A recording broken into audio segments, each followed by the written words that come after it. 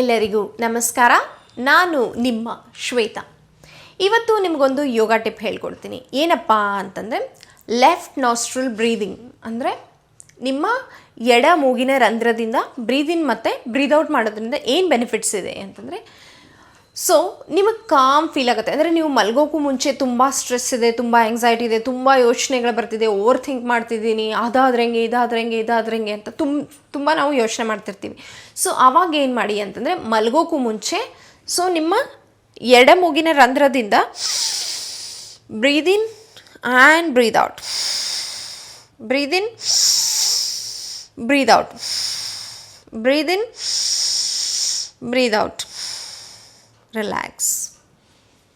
ಇದರಿಂದ ಏನಾಗುತ್ತೆ ಅಂದರೆ ನಿಮ್ಮ ಮೈಂಡ್ ಕಾಮ್ ಆಗಕ್ಕೆ ಸ್ಟಾರ್ಟ್ ಆಗುತ್ತೆ. Left side of the nostril always gives the calming energy, feminine energy.